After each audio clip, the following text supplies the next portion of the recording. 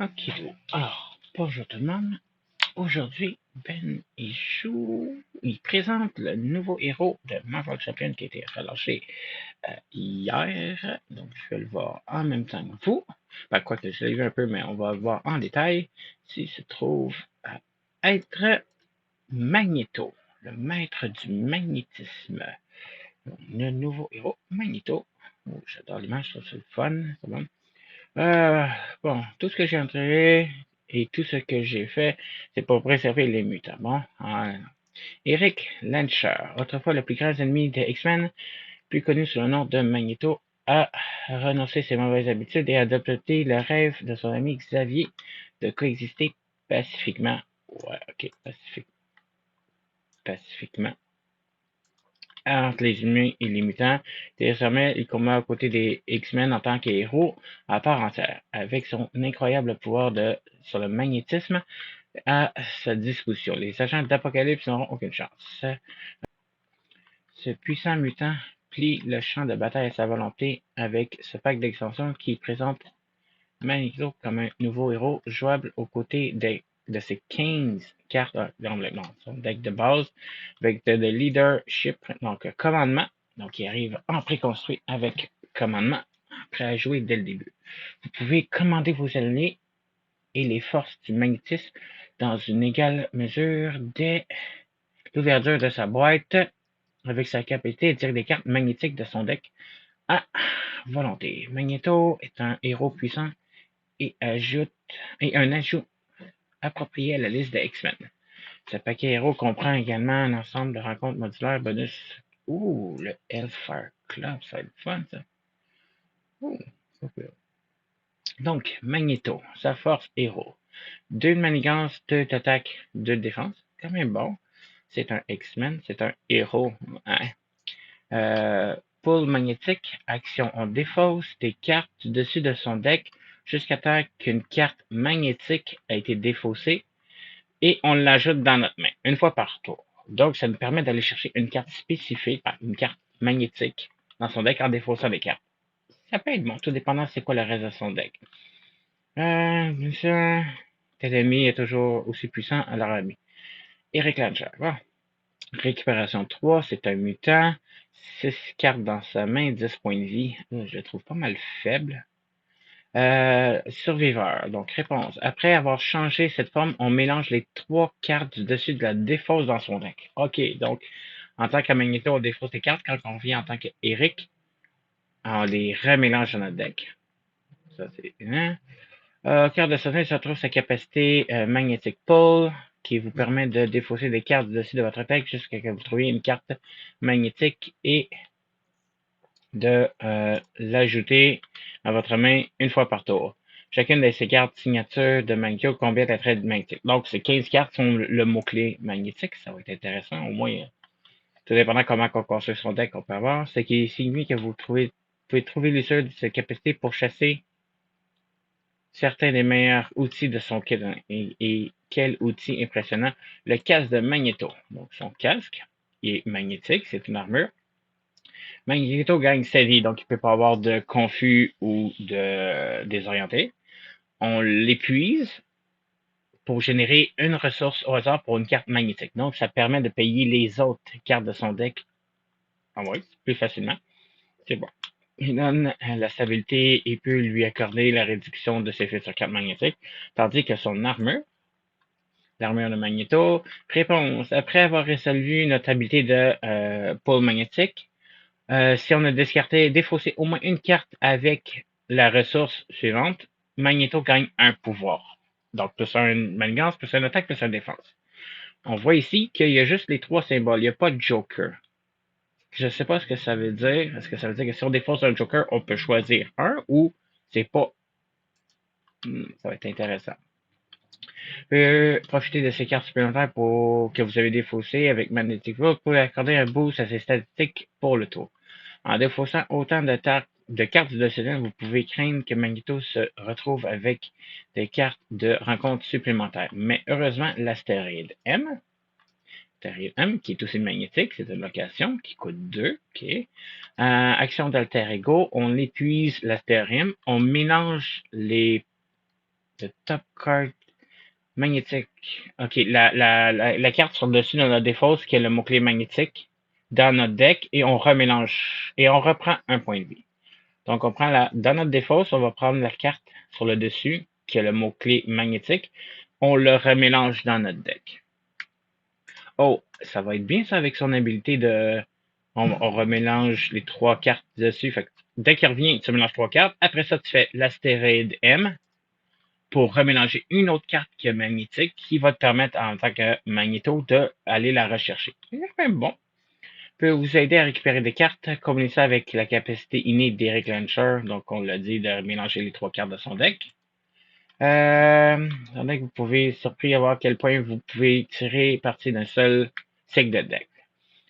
En ce qui concerne ces événements, Magneto dispose d'un certain nombre de super pouvoirs pratiques avec ses effets de kit puissants, ce qui le rend idéal pour réaliser des combos puissants. Explosion électromagnétique, c'est un événement, c'est un magnétique super pouvoir et c'est un contre.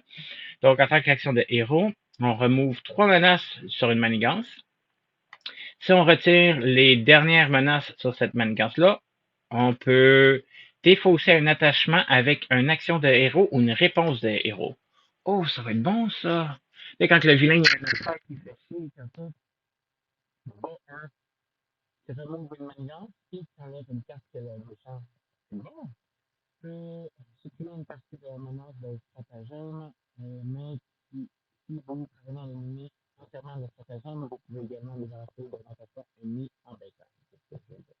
Pendant ce temps, éclat de métal, magnétique, on fait 7 dommages à un ennemi. Si cette attaque combat un ennemi, Magneto gagne un écart de top. Ok. Donc, on va dire et puis, ces dégâts à un ennemi, préparé à 27 ennemis, peut-être qu'ils vont vraiment produire un écart de statut. Ouais, traduction française, ça.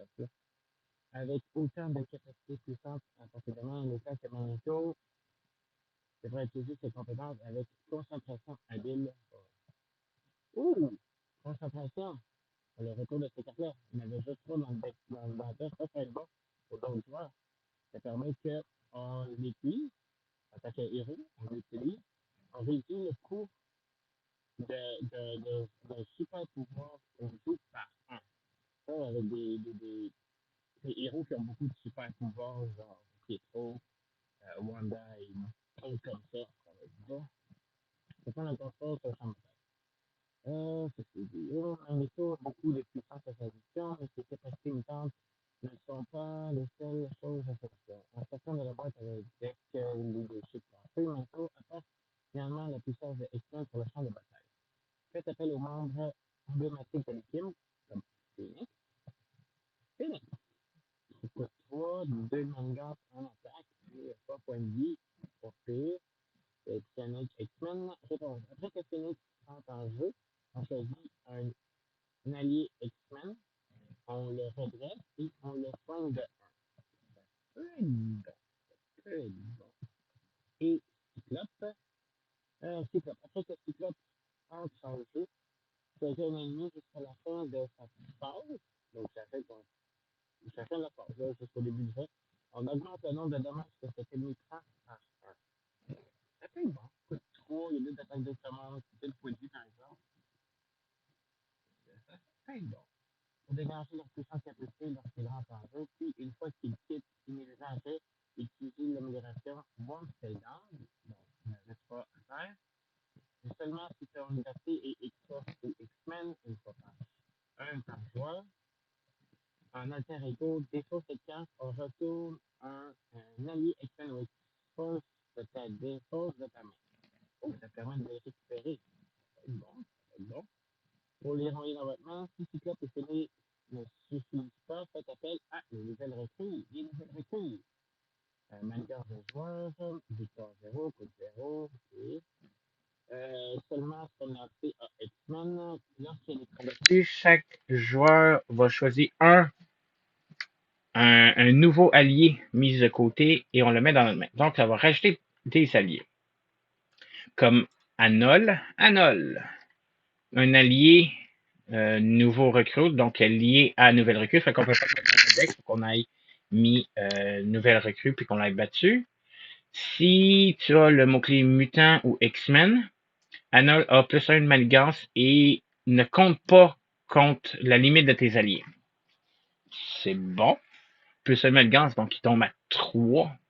C'est bon, c'est bon. Il est à 2 degrés, il coûte 2, fait que c'est bon. Pour une aide supplémentaire, vos alliés X-Men sont là pour vous soutenir et si la situation tourne mal, l'un d'eux pourrait effectuer un noble sacrifice pour vous soutenir et aider votre héros à rester dans le milieu. Donc, noble sacrifice. Un événement coûte 1, tactique, action de héros, défausse un allié que tu contrôles. On soigne des dommages de notre héros égal au coût, au point de vie imprimé sur le héros, puis on donne une carte de tough sur notre statut. Ça va être bon, justement. Comme nous l'avons mentionné, le paquet héros comprend également un nouveau enclave de rencontre modulaire. Cet ensemble comprend le célèbre et secret Hellfire Club, arrogant et impérial. Les membres de cette organisation secrète se considèrent comme intouchables et cela se reflète dans leur capacité le dur à cuire Sébastien Shaw. Sébastien Shaw. Donc, Sbire, un manigance d'attaque, 5 points de vie. Toughness, donc il rentre en jeu avec une carte de tough. Il est vilain, donc dès qu'il s'active, il prend une carte de boost. Réponse forcée, après que Sébastien attaque, on lui donne une carte de boost face down. Il peut pas être attaqué encore cette phase-là. Il cannot be attaqué. Il peut pas être attaqué. Donc, ok, après que lui ait été attaqué, il gagne une carte de boost. Donc, faut que tu t'arranges pour y faire 5 de dommages en une shot, parce que sinon, s'il s'attaque, vu qu'il est vilainous, il gagne une carte de boost plus N qu'elle donc c'est 2 cartes de boost.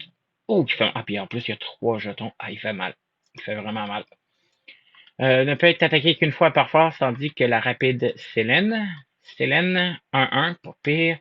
Quick Strike, donc dès qu'elle arrive en jeu, elle s'attaque. Les alliés ne peuvent pas attaquer Célène, donc il faut que tu attaques toi directement, le héros.